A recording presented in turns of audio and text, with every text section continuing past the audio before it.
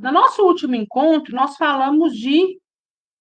começamos, André Luiz, né, na verdade, começa o capítulo falando de fluidos em geral, né?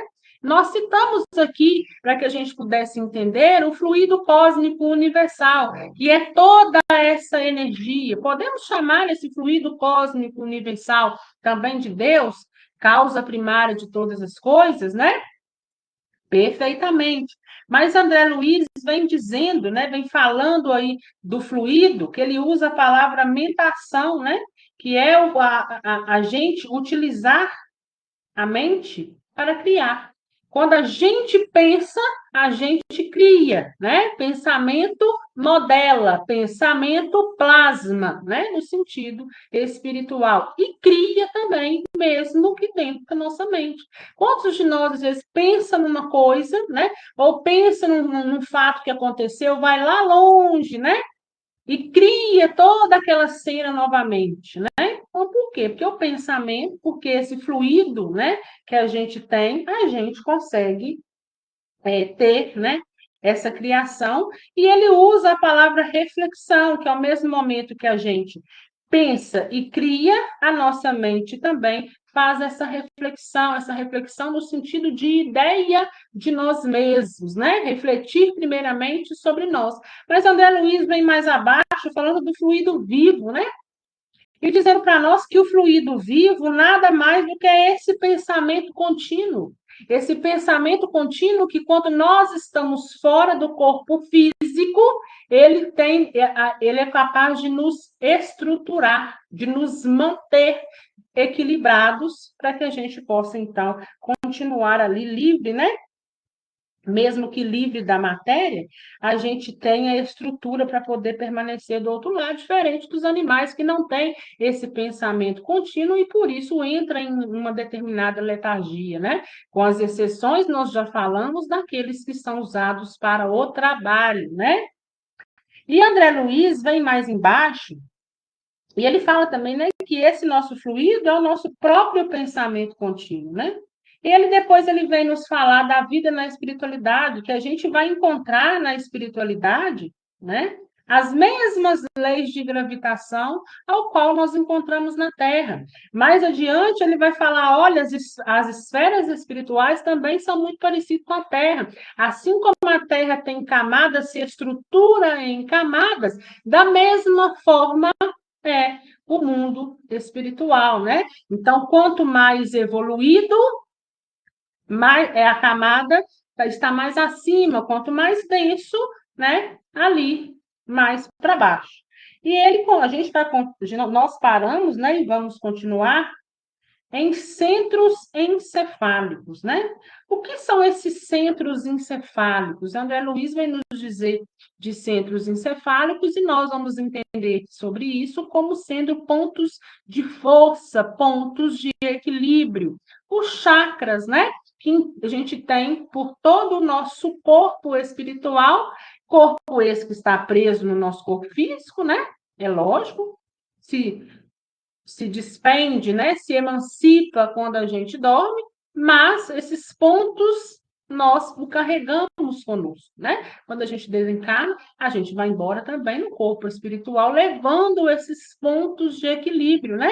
Essa força que nos estrutura, principalmente os centros coronários e os centros cerebrais, ao qual André Luiz vai dizer aqui agora, né?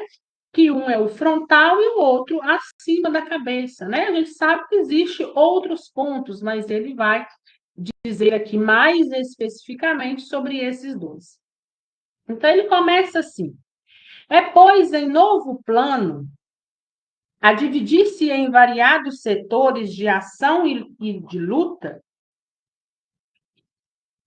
que a consciência desencarnada, agora relativamente responsável, vai conhecer o resultado de suas próprias criações na passagem pelo campo carnal, através dos reflexos respectivos em seu pensamento. O fluido em que se lhe imprimem os mais íntimos sentimentos e que lhes define os mais íntimos desejos. Então, ele vem dizer para a gente o seguinte: olha, Entre essas idas e vindas, que a gente pode chamar aqui de ação e de luta, né? Ele fala variados setores de ação e luta, nossas idas e vindas, né? Ao mundo carnal, ao mundo físico, né?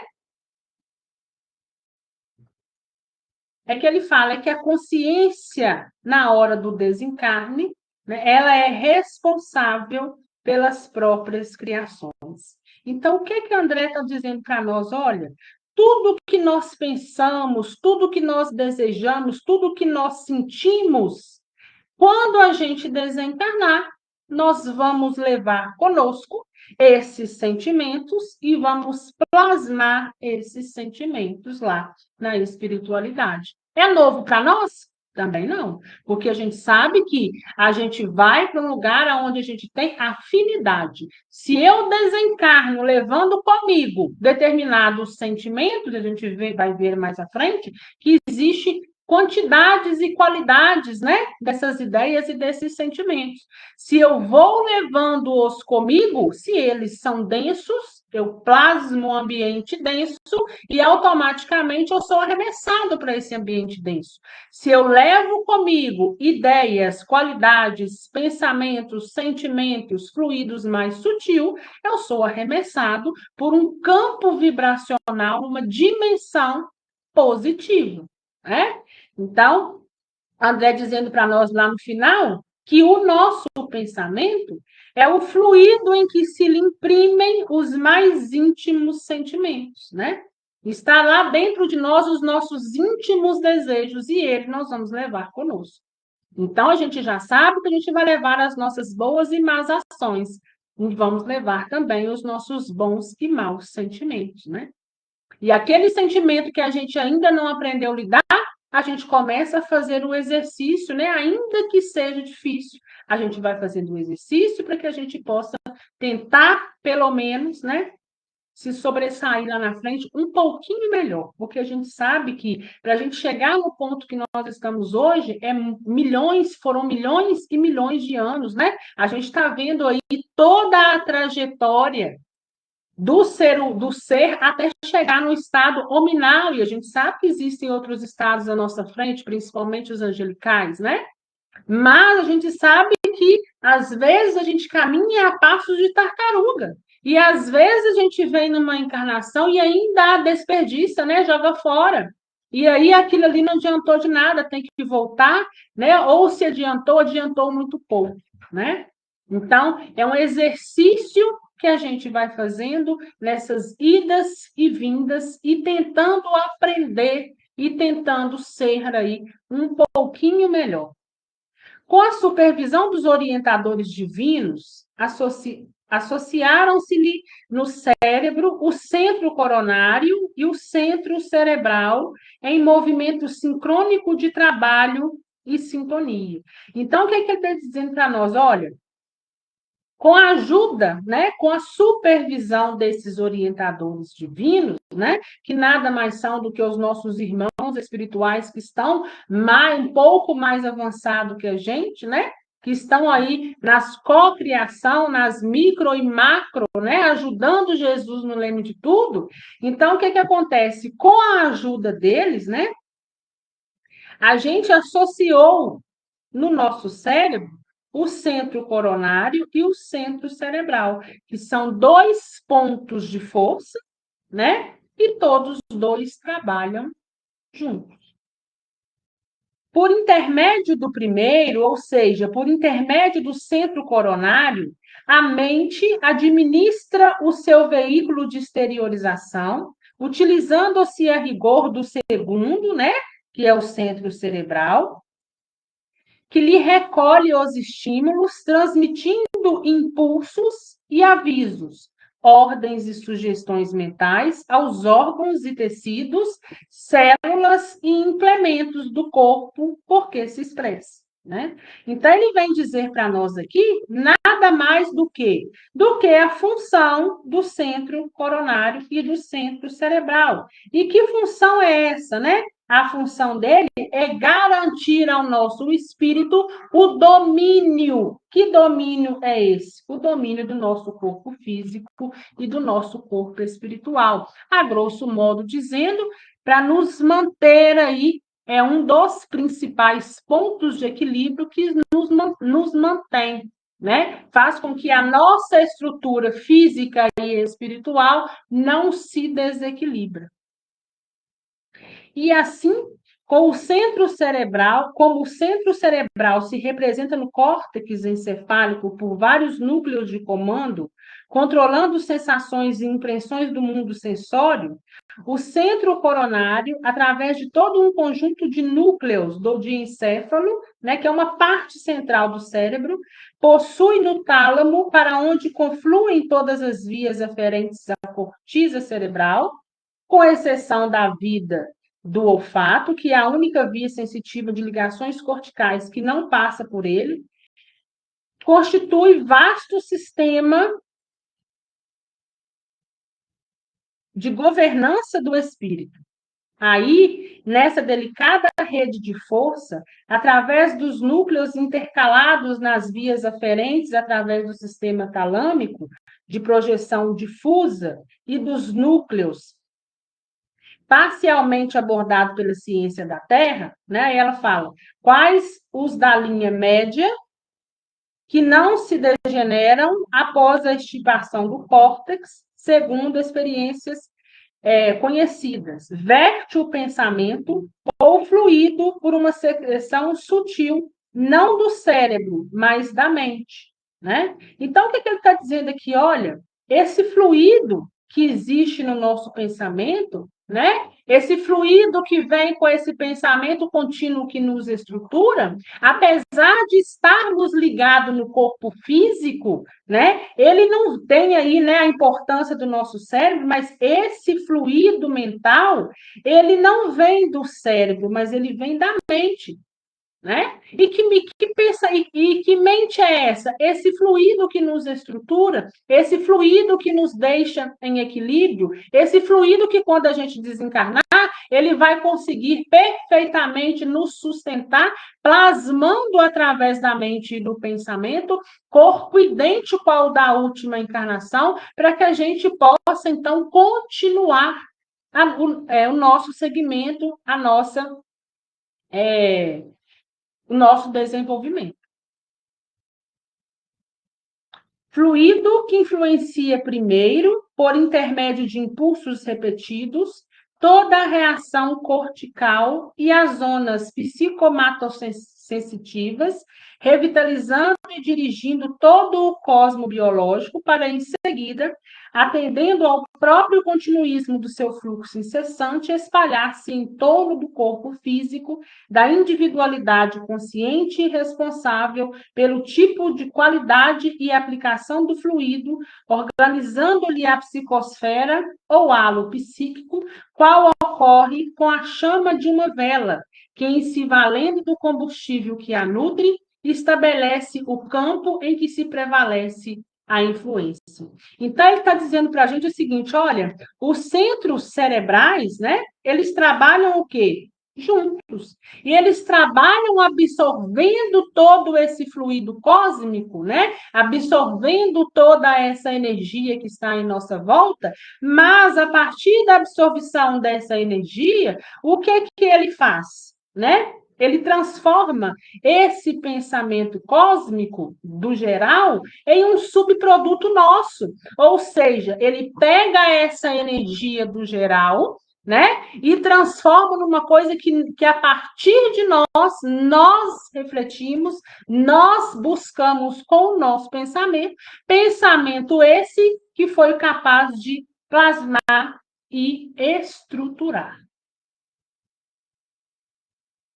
Esse fluido ou material mental tem a sua ponderabilidade e as suas propriedades quimioeletromagnéticas específicas, definindo-se em unidades perfeitamente mensuráveis, qual acontece no sistema periódico dos elementos químicos, no plano terrestre, compreendendo-se que os círculos da inteligência mais evoluída, surpreendentes combinações dos fatores conhecidos podem ser efetuadas com vistas a certos fins, como sucede atualmente na Terra, onde elementos como o Netuno, o Plutônio, o Americio e o Cúrio podem ser artificialmente produzidos, né?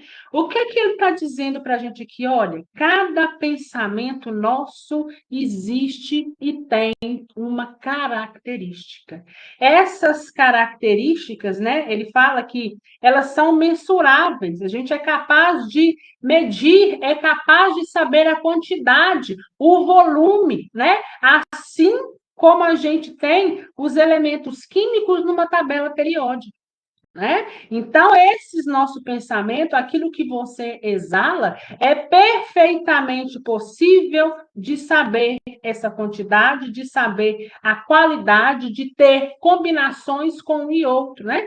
E ele fala aqui atrás que a gente forma, né, muitas das vezes em nós, uma chama como se fosse uma vela, né? Que está ali com aquele fogo aceso, mas em volta está criando aquela luz em volta, está clareando em volta, né? Então, tudo isso é como se fosse o nosso centro de força, trabalhando e nos equilibrando, e através desse nosso pensamento que você plasma, que você traz, dependendo da qualidade, é o que você vai criar. Podemos chamar isso de egrégora? Perfeitamente, né?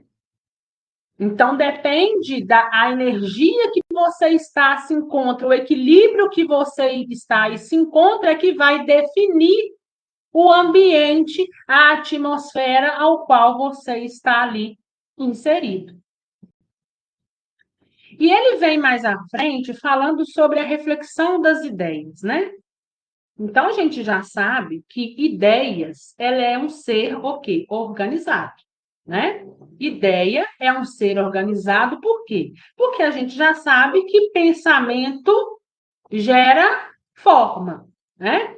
Então, vamos lá. E a gente sabe que o pensamento gera forma e a vontade gera ação.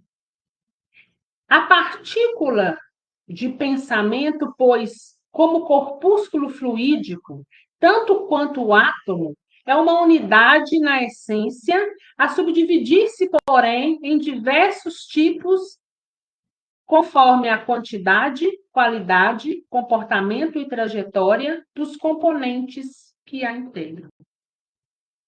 Então, olha, mais uma vez, ele falando de tipos diferentes, né? De partículas. E que partículas que são essas, né? E ele utiliza como se fosse o átomo, né? Se as nossas ideias estão, de uma certa forma, estruturadas, ela tem uma qualidade, uma quantidade, né? Um comportamento e uma trajetória, né? Se ela é densa de uma forma, se ela é sutil de outra forma, né? Aqui a gente pode entender, né? As ideias diferentes, elas se repelem, assim como semelhante atrai semelhante, né?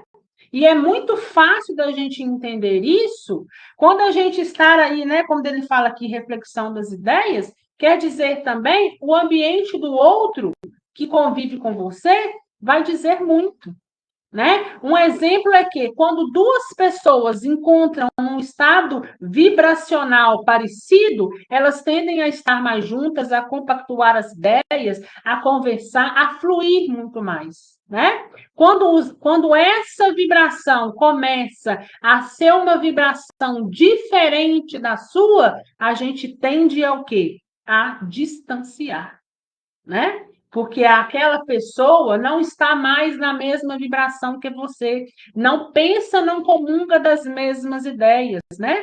E ainda assim a gente tem que fazer um exercício diário. Porque Jesus, lá no Evangelho segundo o Espiritismo, Jesus fala para nós, amai os inimigos, né? Porque na grande maioria das vezes, aquele ao qual você se repele muito está ali numa caixinha ou então numa gaveta da sua vida em que às vezes alguma discórdia aconteceu, alguma coisa gerou ali uma ojeriza e que você de uma certa forma quis se distanciar, né? E a gente distancia mesmo, assim como o homem primitivo, né? Lá no homem paleolítico, que às vezes via uma coisa, não sabia o que era, assustava e morria, né? Por quê? Porque dá-se a ideia para a gente, opa, se você já não está, né, no mesmo estado vibracional, talvez não seja bom para ambos, né?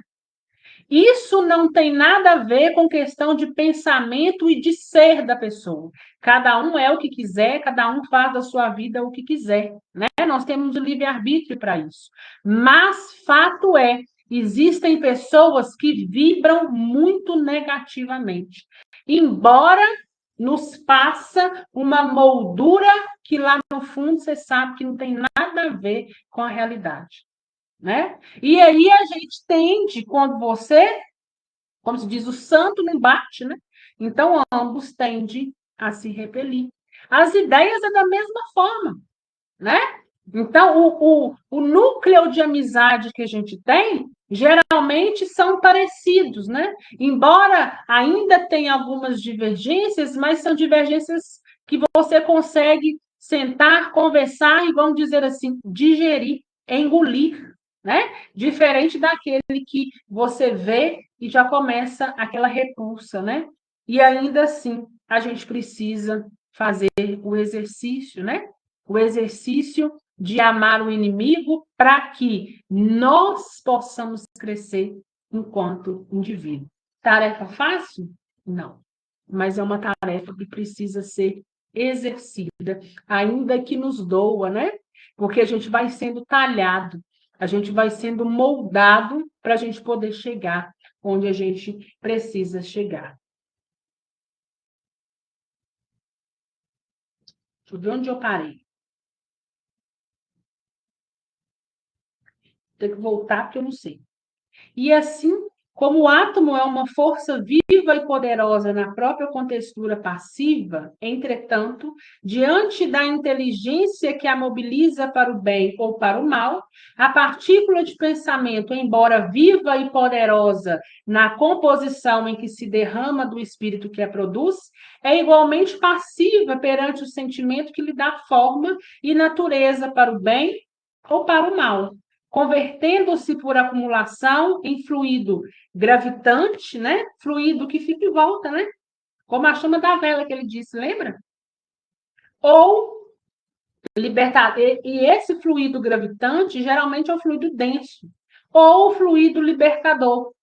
Pode ser ácido ou balsâmico, doce ou amargo, alimentício ou esgotante, vivificador ou mortífero, segundo a forma do sentimento que o tipifica e configura, nomeável à falta de terminologia equivalente como raio da emoção ou raio do desejo, força essa que lhe opera a diferenciação de massa e trajeto, impacto e estrutura, né?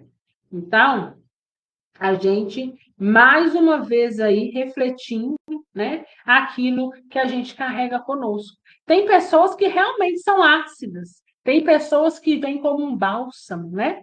Tem pessoas que já são mais agitadas, outras com uma certa calmaria, né? Como ele fala aqui, o doce e o amargo, né? Então, cabe a nós fazer essa reflexão sobre as nossas ideias, sobre a nossa conduta, né? É lá na questão da meditação e da reflexão. É criar, mas ao mesmo tempo refletir. E refletir em prol de nós mesmos. Com o fluido mental, carrega desse modo não apenas as disposições mentossensitivas das criaturas em atuação recíproca, mas também as imagens que transitam entre os cérebros, que se afinam pela reflexão natural e incessante, estabelecendo-se as ideações progressivas que, originariamente vertidas dos espíritos superiores, transmitem aos desencarnados da Terra as noções de civilização mais apurada. E por essas mesmas entidades em contato com as tribos encarnadas do Paleolítico, semelhantes noções descem para o chão planetário, disciplinando as criaturas e ofertando-lhes novos horizontes à visão e ao entendimento. Né? O que o André está dizendo para a gente?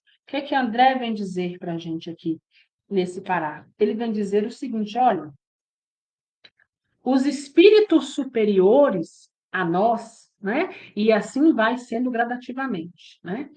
Vai seguindo a ordem, né? Então, os espíritos superiores a nós, desde a época do Paleolítico, lá do homem de Neandertal, do homem das cavernas, eles tentam derramar em nós intuição. Eles tentam, através do pensamento, conectar-se a nós, né? Para que a gente possa ir se movimentando e, através desse movimento, a gente possa ir tendo crescimento, né? Intuindo de que forma? É nos dizendo o seguinte, através do pensamento, né? E vai fazendo reiteradas vezes até que se conecte. Olha, como ele disse lá para o homem lá, é o homem das cavernas, né? Mexa dessa forma com a pedra, porque dali vai sair o fogo. Mexa dessa forma, né? Com aquela varinha onde eles faziam aqueles movimentos, porque dali vai gerar o fogo, né? Olha, para você pegar uma coisa que está mais no alto, tente pegar um galho para que você possa chegar até lá. É nos intuindo e nos dando conhecimento, né? E a gente, a partir do momento que aprende uma coisa, vai vindo outras, né? Aí, em sequência. E a gente, um aprendendo, outros, o grupo começa, né? É igual bicho mesmo, né? Vai imitando e vai aprendendo também. Né? Então, desde lá, por isso que a gente fala, né? Que tudo que existe na Terra, no mundo espiritual, já existe há muito tempo. Né? Principalmente nos mundos mais avançados. Tem muita coisa muito mais avançada do que aqui. Então, se a tecnologia nos chegou hoje aqui, é porque um dia vieram espíritos de lá, encarnaram aqui, né? Já vieram estudados de lá, reencarnaram aqui, sofreram aí uma certa influência, sim, através do pensamento, nos ajudando, nos colocando em determinada posição, né? Para que aquilo possa desenvolver em prol da coletividade, né? Existe aqueles que vêm em prol da coletividade com uma missão maior e aqueles que vêm com uma ajuda individual, né? Para cada um, para que cada um vai tentando ali de desenvolver da melhor forma. Uns conseguem desenvolver, outros não conseguem. Por isso, cada um de nós está num ponto de evolução. Talvez aquilo que eu tenho mais desenvolvido em mim, eu tenho alguma coisa no outro que eu ainda não desenvolvi. Então, vai gerando aquele ciclo, vai gerando aquele emaranhado. Mas nós estamos sob supervisão e nós estamos sob ajuda sempre, né? Nós não estamos sozinhos e muito menos estamos desamparados. Pela reflexão das ideias, surge assim, entre as duas esferas, entranhado circuito de força, né? Então, ele fala, por a gente conseguir fazer essa reflexão das nossas ideias, né? Por a gente conseguir fazer esse balanço, é que nos dá, então, vai nos dando essa possibilidade, né? Dessa conexão, né? O que ele chama aqui de entranhado de circuito de força. Né? Circuito de força hoje, e como foi ontem e sempre, que está sempre se conectando com o mundo espiritual. Porque o nosso desenvolvimento, ele se faz aqui e ele se faz lá. Inteligência artesanal. Quando ele fala de inteligência artesanal, nós podemos perfeitamente fazer uma denominação trazendo até mesmo o artesanato, né? Então, quando ele fala de inteligência artesanal, ele está falando da nossa inteligência, do ponto que nós chegamos, né?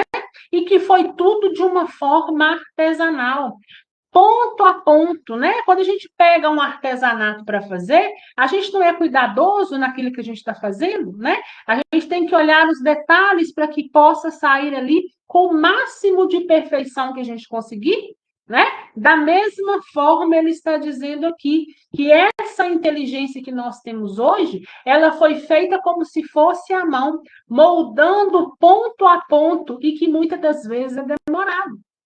Dependendo da complexidade do artesanato que você vai desenvolver, ele é demorado. Demanda tempo, demanda paciência e persistência para que a gente possa chegar no resultado final.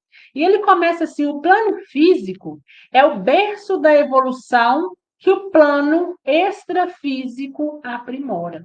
Ou seja, a Terra, né? Vamos colocar o nosso exemplo, a gente sabe que existem outros planos físicos. Então, assim, a Terra é o nosso berço da evolução, né? E o plano extrafísico, ou seja, quando a gente volta para a nossa origem, a gente aprimora um pouco mais. O primeiro insulta o sopro da vida, ou seja, né? O primeiro, que é o plano físico, ele possui o sopro da vida carnal, né? E cujas edificações o segundo aperfeiçoa, né? Então, aprimora, né? Igual disse aqui um pouco atrás. Então, a gente vem com o sopro da vida no corpo carnal, passa por determinadas experiências e edifica um pouco mais, aperfeiçoa um pouco mais no mundo espiritual. E por que isso nós vamos entender? A reencarnação multiplica as experiências, somando-as pouco a pouco. Então, nós vamos aprendendo de pouco a pouco, de pouquinho em pouquinho, assim como você vai desenvolvendo um artesanato. E ele fala o seguinte: olha, a desencarnação, ou seja, no momento que a gente vai embora, que a gente deixa o corpo físico, subtraz-lhe lentamente as parcelas inúteis ao progresso do espírito e divide os remanescentes, definindo os resultados com que o espírito se encontra, enobrecido ou endividado perante a lei.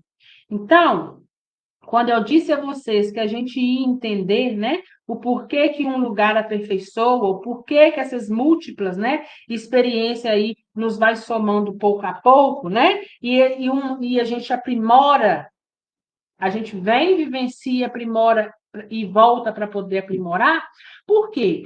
Porque ele fala aqui nesse parágrafo, ele quer dizer para a gente o seguinte: olha, quando você desencarna, você vai fazer um balanço da sua reencarnação em algum ponto, né? Você vai fazer nada mais, nada menos do que uma reflexão de vida, uma reflexão, uma análise de si mesmo nessa última encarnação. E que análise é essa? Você vai perceber o seguinte: olha, aqui eu acertei, aqui eu melhorei, isso aqui eu posso jogar fora, não me valeu de nada, né? Então, nesse ponto eu não evoluí, nesse ponto eu evoluí, né? E aí a gente vai fazer o quê? A gente vai refazer, né? Vai fazer um balanço sobre nós mesmos, e aí o que ele fala aqui, né? A gente vai olhar, né, as parcelas inúteis e vai descartar aquilo que não prestou, vamos dizer assim, né? O que nós fizemos aqui que não deu certo, a gente vai descartar e a gente vai fazer o quê? Vai pegar aquilo ainda, né, o saldo remanescente, aquilo que ainda falta. O que é que falta ainda, né? E eu vou tentar pegar esses pontos que ainda me faltam para uma nova oportunidade, né? E aí ele fala que depende muito, né? Cada um depende, porque depende dos resultados com que o espírito se encontra. Se ele voltou à origem mais nobre ou se ele voltou mais endividado, né? Se ele volta mais endividado, a chance de ter desperdiçado a maioria do tempo, né, aqui encarnado é muito grande, né? Agora, se ele volta um pouco mais enobrecido, ele volta um pouco mais evoluído, né? Então, por isso é que ele fala aqui essa questão da gente fazer aí, né, essa análise de nós mesmos. Consolidada a incessante eclosão do fluido mental entre as duas esferas, começa para o homem novo ciclo de cultura, né? Então, essas idas e vindas, né, incessantes, vai gerando sempre para a gente novos ciclos, nova cultura, novos desenvolvimentos. Em verdade, a mente da era paleolítica mostra-se ainda limitada na cintura, mas não tanto que não possa absorver, embora em baixa dosagem, as ideias renovadoras que lhe são sugeridas do plano superior. Então, ele volta, né, a dizer aqui sobre aqueles homens lá da caverna. Ele fala: olha, as ideias dele, a mente deles era muito limitada, né? Era muito na cintura, no sentido de muito nova ainda, imatura, né? Precisando de muito amadurecimento ainda. Mas ainda com essa mente imatura, eles conseguiam conectar e absorver, né, os aprendizados, os ensinamentos, ainda que pouco, né? Então, se aquela mente lá atrás, ainda que primitiva, nascitura, né, imatura, absorvia nem que seja um pouco, imagina o quanto nós hoje, com o poder de reflexão que nós temos, nós não somos capazes de absorver. Então, às vezes, a gente não absorve tanto porque a gente joga um véu sobre nós mesmos, né? A gente joga um véu sobre determinadas coisas, cria determinados tabus e a gente, às vezes, deixa a razão de lado, né? Porque aqui na nossa doutrina espírita, e ela não é melhor e nem maior do que ninguém, do que nenhuma outra doutrina ou religião, mas ela vem muito nos dizer com a razão. Ela vem muito nos pontuar cada ponto, né? Por isso que muitos falam que na doutrina espírita se encontra muitas respostas, né? Respostas essas que a gente não mascara. A gente chega, estuda e realmente tira as conclusões e tira a reflexão, né? Nós não estamos aqui por acaso, né? Nós vamos para algum lugar. Isso aí todo mundo sabe. Cada um pensa de uma forma diferente, mas todo mundo sabe que para algum lugar nós vamos. Ainda que tem aqueles que falam que depois que a gente desencarnar, a gente vai dormir, né? Um sono eterno, que não existe esse sono eterno, né? Existe para aqueles que estão com aquela ideia fixa, lembra da ideia fixa? Em um ponto só, e acabam que se colocam nesse estado, né? E estado perigoso até, né? Estado suscetivo, que nós já vimos aí, ao quê? A ovoidização, né? E a gente sabe que esse estado, de uma certa forma, para nós não é interessante, por quê? Porque quando você fica com essa ideia fixa e entra nesse estado de ovoidização, para você sair desse estado apenas reencarnando novamente, né? Muitas das vezes através de uma reencarnação compulsória, ou seja, os nossos irmãos espirituais aqui vai traçar, né, o nosso projeto reencarnatório, porque aquele estado em que se encontra não é capaz, né? Não existe ali uma consciência capaz, né, de se estruturar para poder então estar de volta. Em razão disso, pela reflexão possível, aparece entre os homens mal saídos da selva a inteligência artesanal, instalando no mundo a indústria alimentar do utensílio. Por ela, o habitante do Império Verde, né? Ou seja, o habitante das florestas, encontra meios de efetuar com mais seguranças velhos atos instintivos, utilizando o varapau para alongar o braço na colheita dos frutos dificilmente acessíveis, fabricando anzóis e arpões que lhes substituam os dedos na profundeza das águas, burilhando o sílex que lhe veicule a energia dos punhos e plasmando a roda que lhe poupe de alguma má sorte o sacrifício dos pés, né? Então, isso nada mais é do que o pensamento, né? Nós utilizamos muitas das vezes, a gente consegue nos desenvolver muitas das vezes com o pensamento que vem do alto, né? Então, a gente sabe o quanto Jesus ele é misericordioso para com cada um de nós, né? Então, a gente jamais está só. E as coisas nos chegam quando nos tem que chegar, ainda que seja difícil, porque não é fácil, né? Exercer a paciência é muito difícil, mas ainda assim, Deus tem o melhor para todos nós, Jesus tem o melhor para todos nós, né? E a gente vai desenvolvendo aos poucos, a gente tem muita pressa, né? Às vezes a gente quer que tudo aconteça, porque a gente fala, meu Deus, o tempo está passando, às vezes as coisas que você precisa não acontecem, mas ainda assim, quem sabe de todas as coisas não somos nós, né?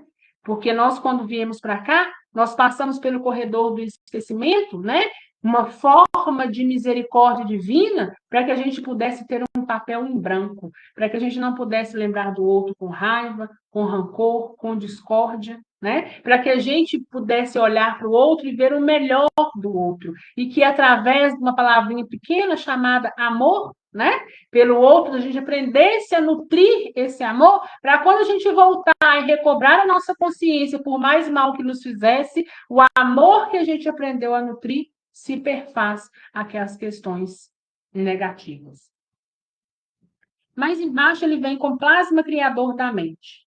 É pelo fluido mental, com qualidades magnéticas de indução, que o progresso se faz notavelmente acelerado, né? Então, olha aí, ele falando para a gente da nossa mente, né? Do poder desse nosso fluido, né? Que magnetiza, que entra em contato a todo tempo e que a gente, então, progride, né? Sempre. E esse nosso progresso, desde que quando se iniciou, ele é notável, né?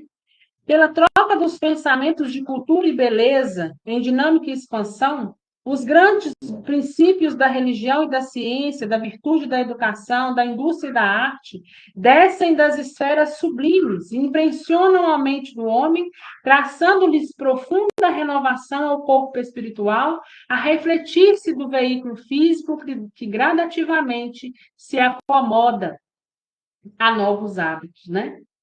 Épocas imensas, né? Ou seja, foram milhares e milhares de anos, né?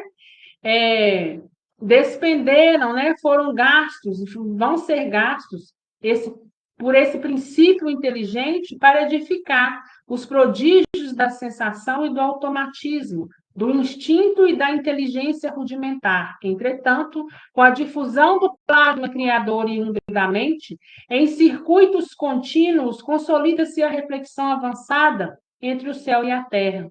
E os fluidos mentais ou pensamentos atuantes no reino da alma imprimem radicais transformações no veículo físico-psicossomático, associando e desassociando civilizações numerosas para construí-las de novo, em que o homem herdeiro da animalidade instintiva continua até hoje no trabalho progressivo de sua própria elevação aos verdadeiros atributos da humanidade, né? Uberaba 12/3/58.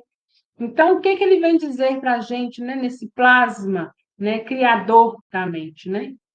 Tudo se progride pela troca do pensamento com o mais alto, né?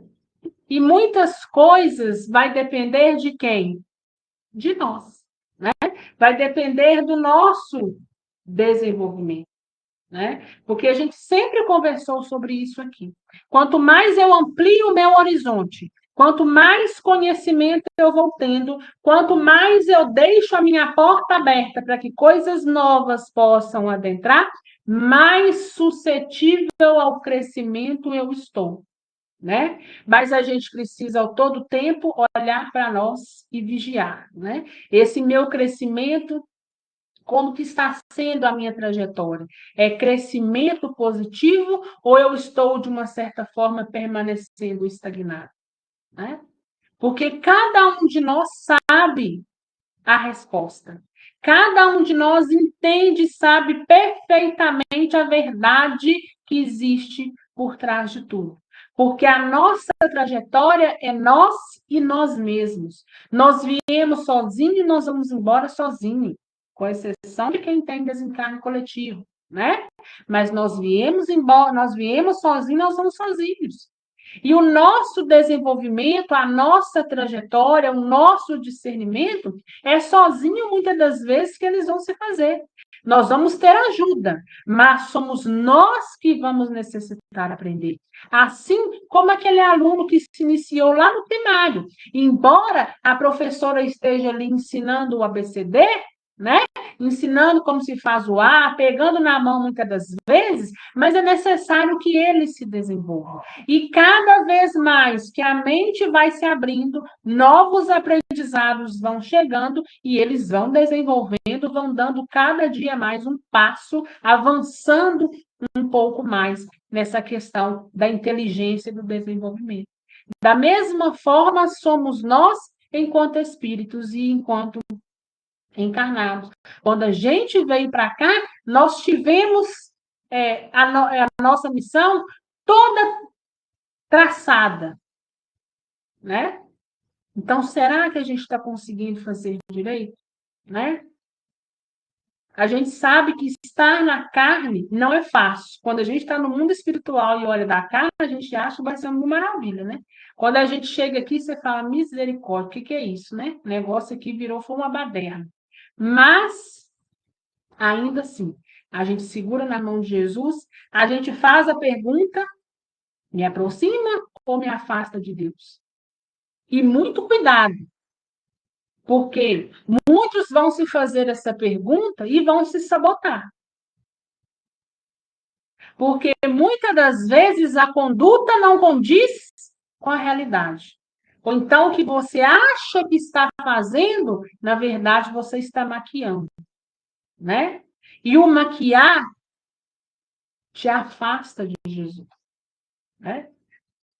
Então a gente precisa saber da nossa essência, né? A gente saber que a gente tem erro, a gente saber que a gente ainda, embora nós já saímos lá do estado de mônada, já passamos pelo reino vegetal, já iniciamos no princípio inteligente, passamos pelo animal, passamos pelo hominal, nós ainda temos um longo caminho pela frente, né?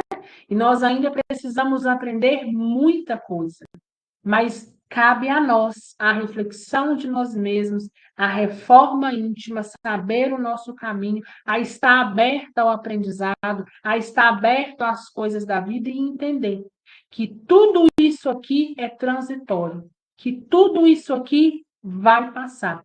Nós vamos embora e que nós possamos ir levando na nossa bagagem, né? Junto das nossas boas e más ações, nós também possamos ir levando bons sentimentos, sabendo, né, lidar com cada coisa, porque isso também, os nossos sentimentos, os sentimentos verdadeiros e não os mascarados, eles vão nos aproximar ou nos afastar de Deus. Porque hoje a gente às vezes consegue enganar, mas consegue enganar enquanto corpo carnal, físico, matéria densa, pesada, né? Quando a gente se vê fora do corpo físico, nós vamos ser arremessados exatamente para o local onde nós vibramos verdadeiramente. Não tem como enganar. Alguma dúvida, gente?